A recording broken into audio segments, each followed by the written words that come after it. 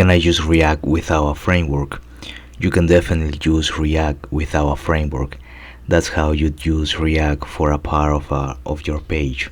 However, if you are building a new app or a site fully with React, we recommend using a framework. Here's why.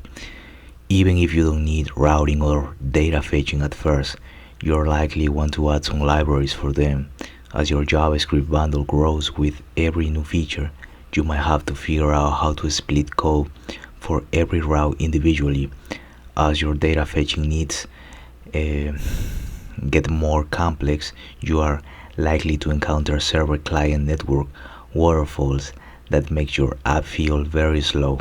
As your audience includes more users with poor network conditions and low-end devices, you might need to generate HTML from your own components to display content early, either on the server or during the build time.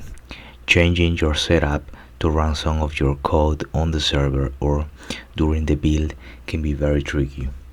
These problems are not React specific. This is why uh, Svelte has SvelteKit, Vue has Next, and so on. To solve these problems on your own, you will need to integrate your bundler with your router and with your data fetching library.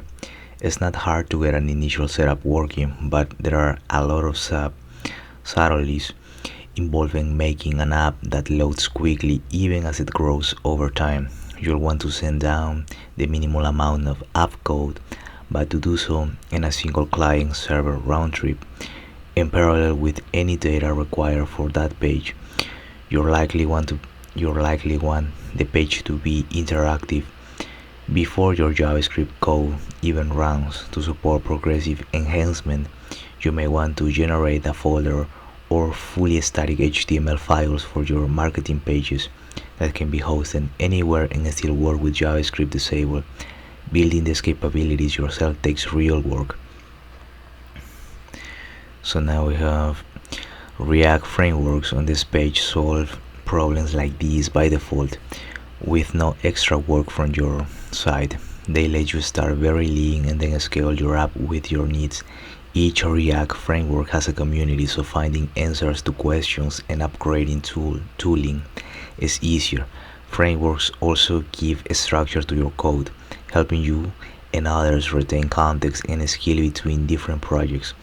Conversely, with a custom setup, it's easier to get stuck on unsupported dependency versions, and you'll essentially end up creating your own framework, albeit one with no community or upgrade path, and if it's anything like the ones we've made in the past, more hazardly designed. If you're still not convinced, or your app has unusual constraints not served well by these frameworks, and you'd like to roll your own custom setup, we cannot stop you. Go for it. Grab React and React DOM from npm.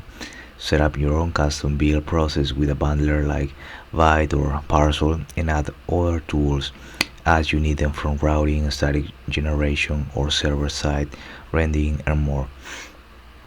So you have that. Now we have bleeding edge React frameworks. As we are explore how to continue improving React, we realize that integrating React more closely with frameworks, specifically with routing, bundling, and server technologies, is our biggest opportunity to help React users build better apps. The Next.js team has agreed to collaborate with us in searching, developing, integrating, and testing frameworks agnostic bleeding edge React features like React Server Components.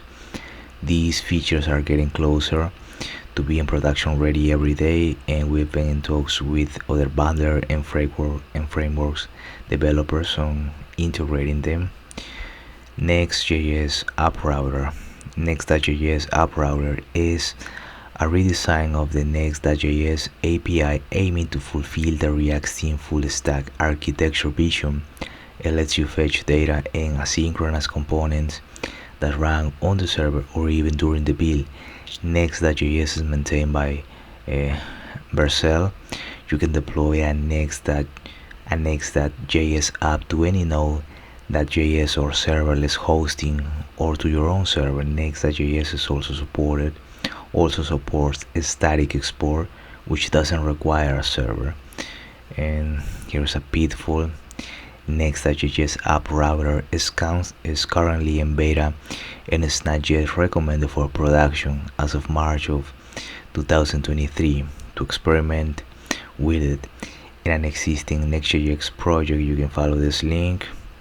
And then we just have the which feature makes the React team full stack architecture vision, and we have some information here.